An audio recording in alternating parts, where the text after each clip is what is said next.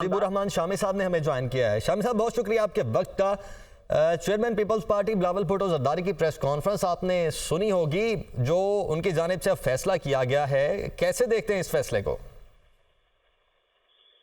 बड़ा दिलचस्प फैसला है।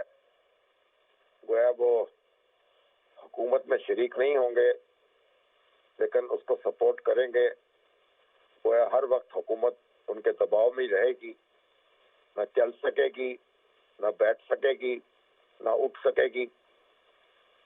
ऐसी हुकूमत जो है वो किस काम की होगी? तो शामी साहब, आपकी नज़र में पीपल्स पार्टी की ये मजबूरी थी ये फैसला लेना, या इनकी हम दूर अंदेशी से कह सकते हैं? नहीं, इसे सियासत कहेंगे। और वो क्योंकि हुकूमत जो है बनवाना भी चाहते हैं, नए इंतखाबात भी फौरी तौर पर नहीं चाहते, और सदर का ओहदा और भी अपने पास रखना चाहते हैं, तो उन्हें सारी जिम्मेदारी जो है वो मुस्लिम लीग नून पे डाल दी है। वह उनके ऊपर कोई जिम्मेदारी नहीं होगी और मुस्लिम लीग नून हुकूमत चलाएगी और हर वक्त उनकी मोहताज रहेगी। तो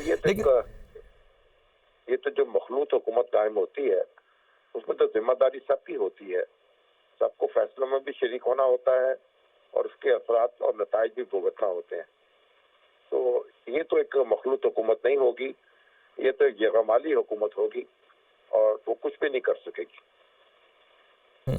लेकिन शामी साहब, एक ये जो बात पिछले 2-3 दिन से चल रही थी कि अब पीडीएम 2.0 बनने जा रही है, इस चीज की तो एटलीस्ट नफी हो गई है यहाँ से। नहीं, अब उन्होंने जिम्मेदारी उठाने से इनकार किया है और ये मैसेज भी दे दिया है कि भाई हम आप हुकूमत साजी में शरीक हैं।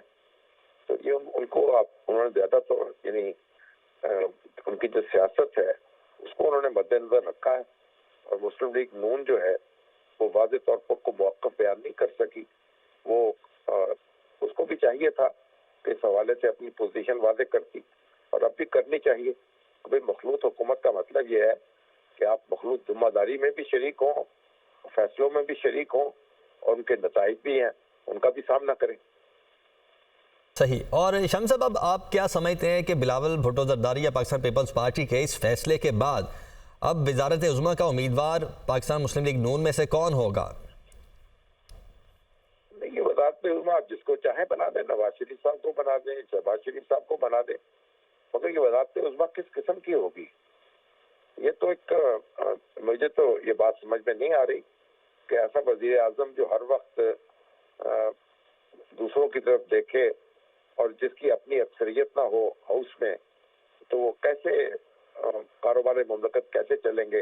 बड़े अहम फैसले करने हैं, पाकिस्तानी मईशत दबाव में है और उसमें बड़े आपको फैसले करने पड़ेंगे, उनके असरात भी आपको भुगतना होंगे, मनफी असरात भी हो सकते हैं और उनके नताइज जो हैं वो बरामद होते होते होंगे। तो ये तो मतलब एक मेरा ख्याल है इससे तो बेहतर है कि आप इलेक्शन में चले जाए, फौरी तौर पर नए इंतखाबात का इनेकाद कर लें। लेकिन शामी साहब, बिलावल भुट्टो जरदारी ने अभी प्रेस कॉन्फ्रेंस करते हुए यही कहा है कि हम ये नहीं चाहते कि दोबारा से इलेक्शन हो, इसी वजह से हम ये फैसला कर रहे हैं।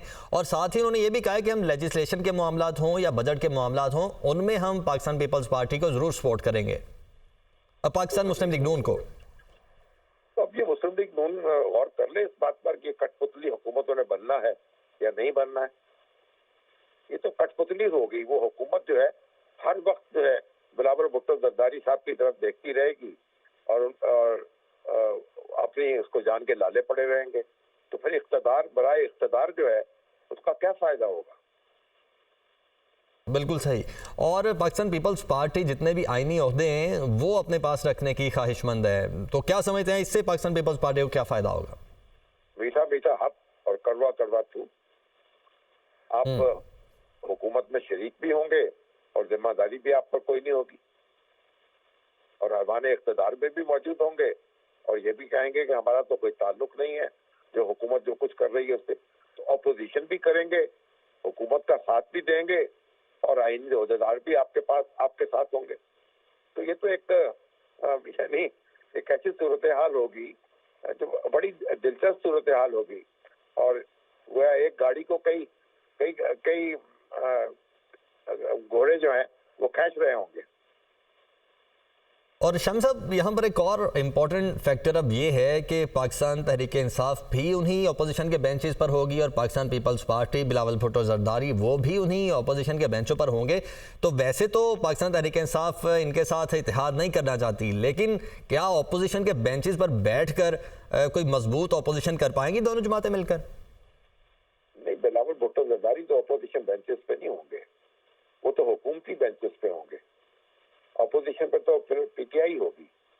ये तो शाम साहब उन्होंने अभी प्रेस कॉन्फ्रेंस जी ये तो हुकूमत के अंदर रहते हुए अपोजिशन करेंगे और ये अपोजिशन बेंचों पर बैठ के अपोजिशन नहीं करेंगे। तो हुकूमत इनकी मोहताज भी रहेगी, इनके भरोसे पे कायम भी रहेगी और जब ये चाहेंगे ये उसे खत्म भी कर देंगे। लेकिन शाम साहब, उन्होंने अभी प्रेस कॉन्फ्रेंस में वैसे तो कैटेगोरिकली कहा है कि हम ना तो किसी भी वजारत में हिस्सा ले रहे हैं, लेकिन हम बैठेंगे भी अपोजिशन बेंचेस पर और अपोजिशन ही करेंगे।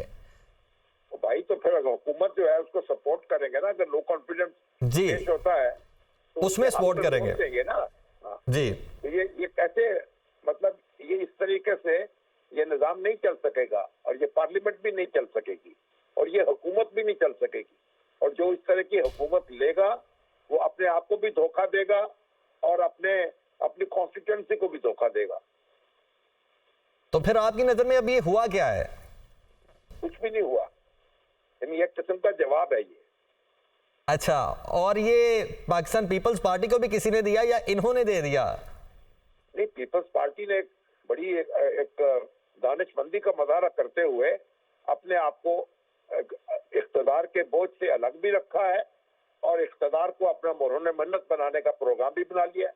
अब तो मुस्लिम लीग नून पर है ना कि वो क्या रिएक्ट करती है और किस तरीके से अपना मामला करना चाहती है और क्या जवाबी शराइत पेश करती है। अब उसको चाहिए रद्द-ए-अमल दे और बताए कि वो किस तरीके से आगे बढ़ना चाहती है।